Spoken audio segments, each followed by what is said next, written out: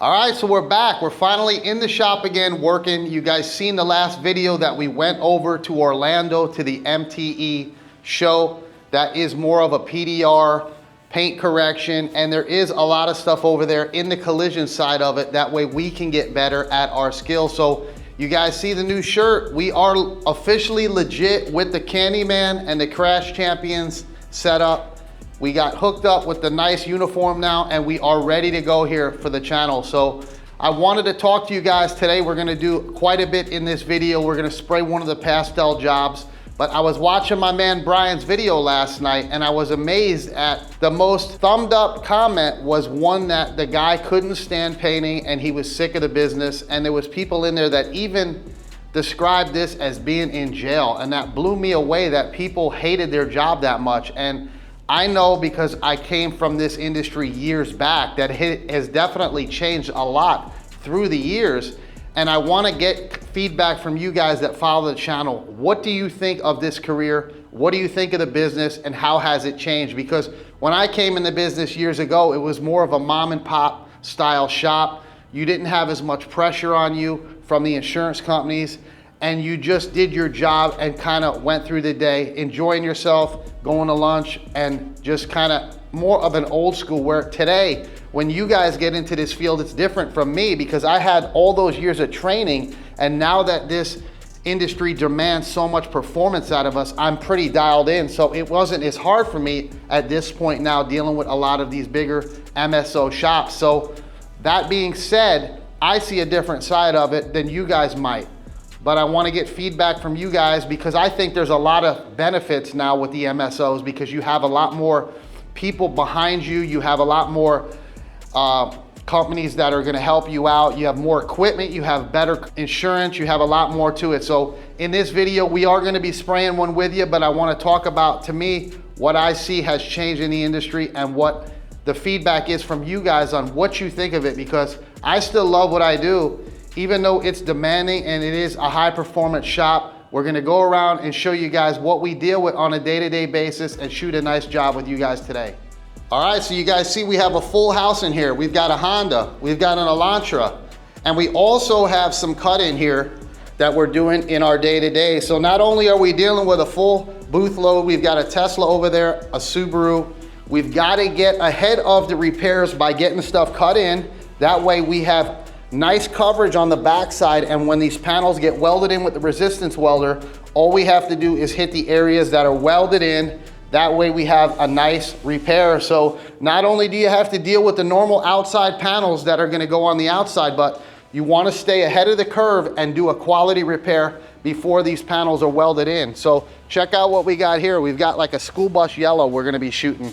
And I'm curious to see how the camera is gonna do with this here color. So that is definitely one thing that has changed through the years in this field is the chips. So Glazer was one of the first companies that I seen that completely pulled the chips out and relies on that camera to get you a good match. Is it 100%? No, nothing is 100%. So it has done very well, and you will be able to get through the jobs in the shop. Yes, you will still tint. Yes, you will have trouble with colors, but if you're a painter, that is part of the job, and you're gonna have to get your way through it. So do I wanna have chips in a system? I always relied on chips, and then I used my camera second. So it has definitely been a learning curve for me to go to the camera all the time, polish up the panel, get a reading, but it does work, and you just have to learn it and get through it. So that's one thing that has changed through the years in the painting is the chip. So you guys see here, we have a full house in this shop, and we've been very busy at this shop. So it's been hard for me to do videos with you guys on color tinting because there's a lot of time involved in that with spray outs, doing different mixtures, and I will do more of that to come on the channel, but it's hard for me to really do that during the day here because we are running a full production shop. We've got 6 body men here, and we'll walk around and I'll show you guys some of the stuff that they're doing right now. All right, but before we head over there to the body man, I gotta show you these new Hyundais, and I am not a fan. This is one single front bumper for a Hyundai, one of the electric ones. This is gonna be white, this is gonna be silver, this is gonna be silver, this is gonna be black, this is gonna be silver, and this is actually shiny. So they're doing multiple sheens and multiple colors now on these front ends, and it has become nothing but a pain. And this is actually a pearl white. So when you're getting into these new Hondas, the EVs, they've got multiple colors on them, and some of these bumpers will pay about 10 hours just to do a front bumper on them. So they do pay, but it is definitely complicated knowing which one is pearl white, which one is silver, which one is satin, and which one is gloss. So that has definitely changed through the years. Back when I started out, the bumpers were chrome on the vehicle, so you didn't have to worry about even painting bumpers. So when you've got 7, 8 different pieces for a front bumper, and you didn't even have to paint them years ago, it's definitely changed. So here's one that we painted. You guys seen if you follow the channel on Instagram. This was one of the blues that I really love. This is a beautiful color from BMW. We painted the whole front end on this one, blended the door, and we're still building it. But these are some of the most complicated builds for these body men, these high-end BMWs. They've got a lot of parts. There's way more adjustments on these than most of the cars, and it's changed for those guys as well. So you got to think, it's not only the painters that have to deal with a lot of change in the industry. When these body men are repairing these cars, there's so much more involved in them. They have to go to classes. A lot of the guys here are Rivian certified, Tesla certified, BMW certified, and they have to head out of town to different classes. That way they can keep their skill level up and be certified on repairing these vehicles, because there's a lot more involved in fixing cars like it used to be. There's a lot of high strength steels. You got to know what metal it is. Can it be repaired? Can you actually cut it here? What welders you have to use? And there's so much involved in these high-end cars now that you would not believe. So not only has it changed for us in the painting, but there's a lot more into it for the body men than you could believe. So this is one of the type of vehicles, you guys know we do a lot of BMWs here, the Teslas, but check out this here Rivian. This one's gonna be getting a bedside put on it, but just take a look at the inside of this thing. You guys know these are full electric, and there's just so much involved now in these jobs. You got a lot of high voltage stuff. So one thing that has changed is the high voltage systems. You've got to know where to disconnect these vehicles, and it is definitely not something you want to try to do if you don't know how to do it. So we've got everything here with our setups.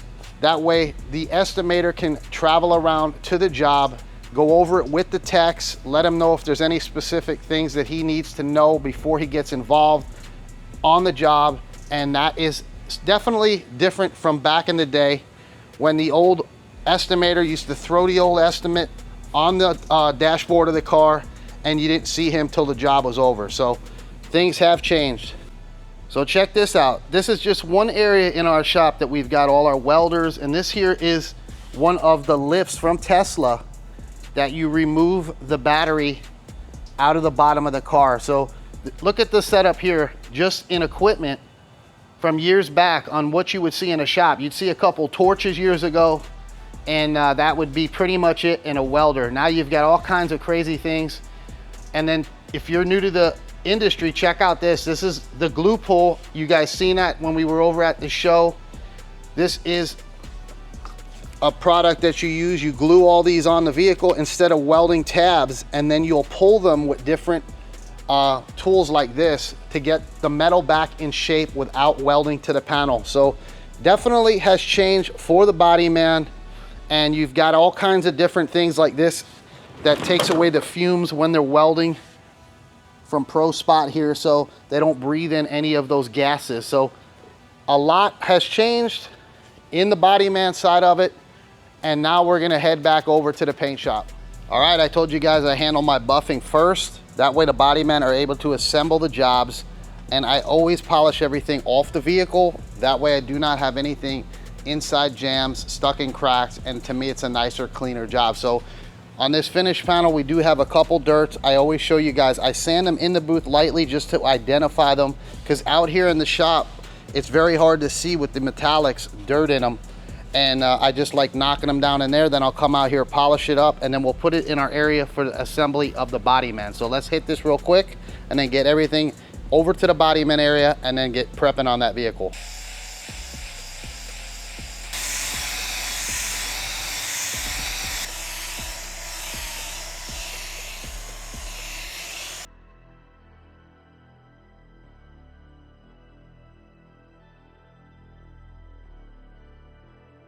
All right, now everything is ready for the body man for assembly, and I don't have to worry about buffing anything else for the day. So I get here early, I handle that before anybody's here. That way, once the body men start to get to the shop, they can start assembling the jobs and get them out to the customer. So now that we've got our buffing handled, this is what I deal with. I'm just showing you guys my day to day. You may do it a different way. You may have buffers in the shop. I've worked at shops before that had buffers. Preppers, I do everything here from start to finish, prep, prime, buff, paint, the whole 9 yards. So we've got a lot to do. I've got to get here early and I've got to be productive the whole day in order to fulfill the needs of this shop. So let's go ahead and start prepping them out.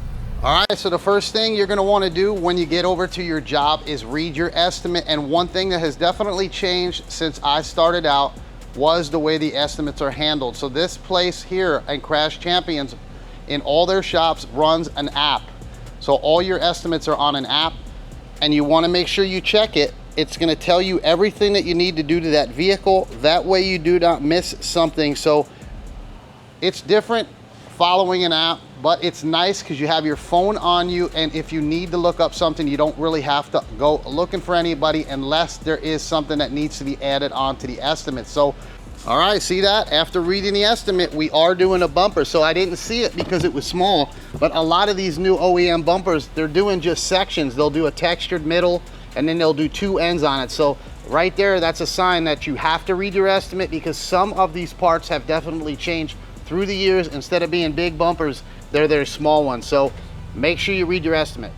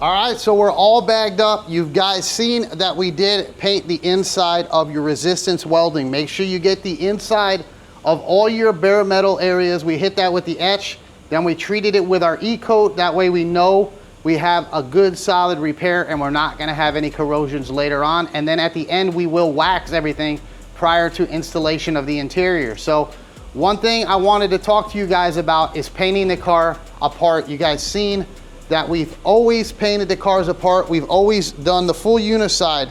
Whenever we put a quarter panel on, even if I do something in the jam, we always do the full uniside.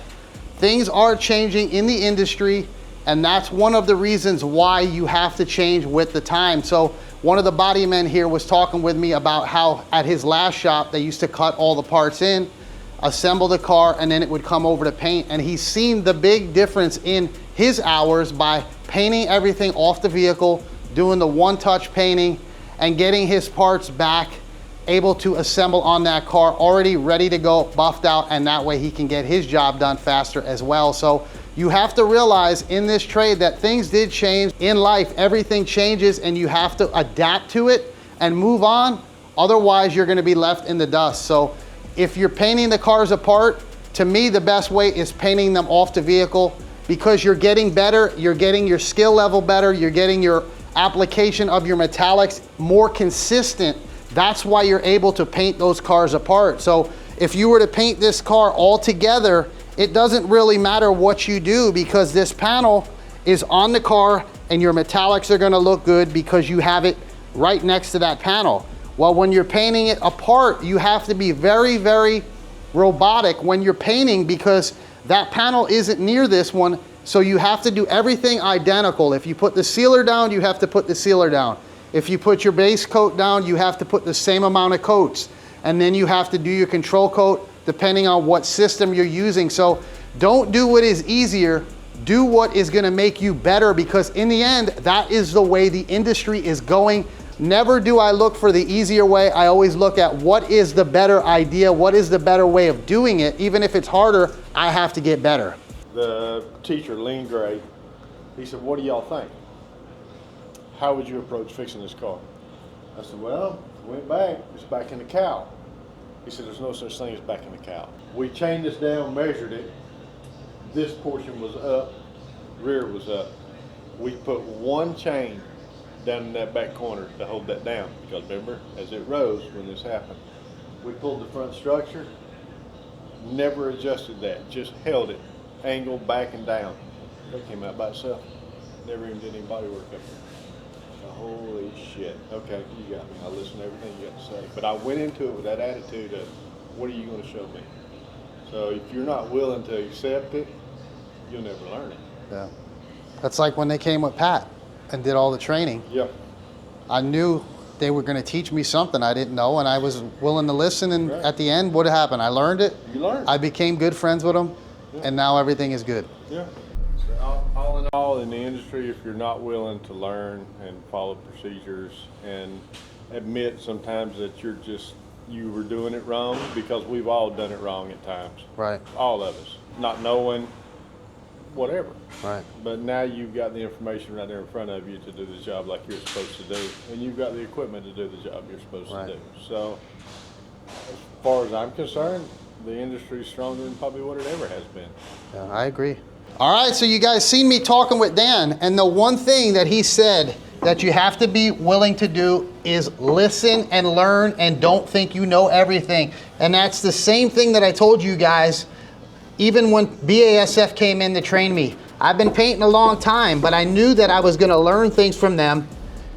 And you gotta keep an open mind and not think you know it all, because if you do, that's gonna limit your knowledge and you're not gonna learn anything. So you gotta keep an open mind, and I've been asking a lot of guys today around the shop their thoughts on things. And in the end, it's basically up to the person on how they're gonna really do in this trade, or any trade there is. It's your mindset on getting better and having a positive outlook on things. When you go into a job, and I know especially from painting cars, when I've gone into those jobs where my mindset was gonna be that I'm strong, I'm gonna have a nice outcome, those jobs were the ones that came out the nicest. If you go into something with that doubt in your mind, you're gonna have more problems with it, and I'll tell you what, I'll vouch for that 100%. So let's go ahead, finish wiping this thing down and start shooting it.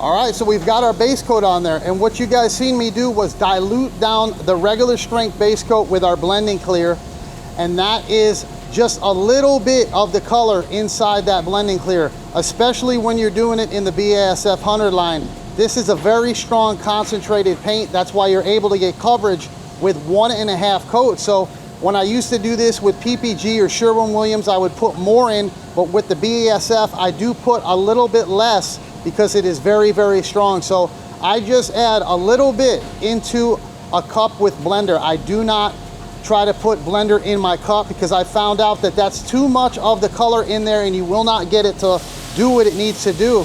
So basically what you're doing is you're breaking up that color so fine that it's almost like a candy, being it's transparent, and it's able to just make that transition of that blend so minute and so gradual that you're gonna get that color to look beautiful no matter what. So we're gonna let it dry, we'll go back in, check it, make sure we're good with our spray out card before we clear it, and then we'll see this one all finished up.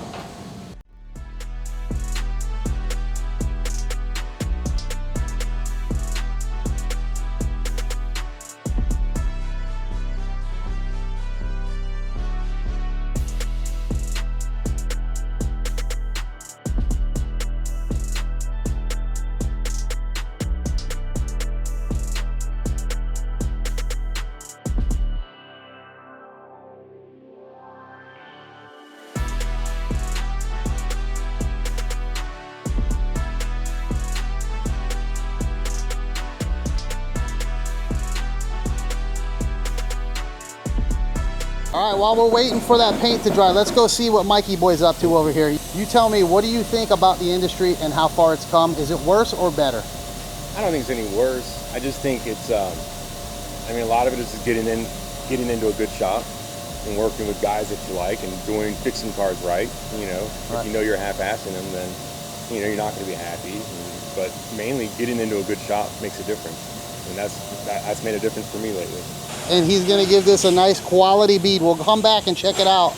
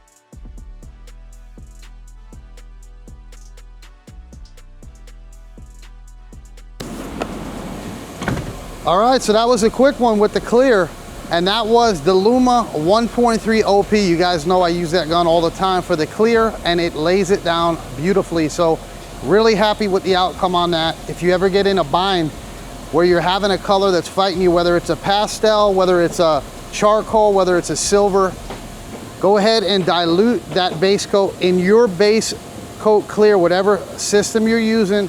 It's gonna make it more transparent, and it's gonna let you gradually fade out that color. That way you get a nice blend on it. So let's go see how Mikey did on that seam sealer. Nice, look at the edge. He's even got the factory little area where it's supposed to be gone, but it's still sealed. And then he went ahead and did the bead nice and smooth. You gotta keep Mikey on his toes, but when he wants to, he can run with the best of them. So he's got this thing laid out beautifully, OE, and he always scuffs it. I've seen some of you guys talking about, do we scuff it? Yes, we scuff it before we lay down the seam sealer. You guys can see it right there, it's scuffed up. Some guys scuff it before they put it on. Some guys will tape it and then scuff it, but we do scuff it up. And now we've got a beautiful seam sealer job that's gonna keep this thing lasting a long time and just making it look OE. You wanna make sure you duplicate the factory seam sealers as well as your textures in your paint jobs, and everything that we do here is trying to do as OE as possible. So big shout out to my man Mike. All right, so in this video we talked about the differences from back in the day and the body shop, and I think a lot of people's thoughts on it has to do with that person that you're talking to. So if you're a positive person, you're gonna think of the positives in the industry. And if you're a negative person, I think you're gonna tend to be more negative about what you've seen change in the industry. To me, anytime I can learn something new, I'm always all for it. And I've made more money through the years. Yes, I may have to do different things in order to attain that, but the industry is getting better. And if you were to think about opening up your own shop, just think of the amount of money it would cost you to do these jobs the way they're needed to be, with the right welders, with the right spray booths, with the premium paint. It's really not attainable anymore, being these companies are mandating that we do these OEM repairs. It's not like years ago where you opened a shop, you got a half decent spray booth, and you just did the jobs the way that you wanted to. So when I was talking with Dan, he said the one thing he loves about the change in the industry is that they give you the documentation on how to repair that car, whereas years ago, you would just take it upon yourself, cut it where you wanted to, and you didn't really know the true procedures because they based it off of the talent of the body man. Nowadays, they do crash tests after these cars are repaired, and they want them cut in specific spots. That way they know that that job is gonna handle another accident and still hold up and protect the people inside the vehicle. That is what this is about. It's about doing a structurally sound repair. That way, that car is back to its OEM state and will be safe for the people inside it. So you may think it's just about mopping these things back together, putting paint on it, but there's a lot more involved in it, and you have to have the backing.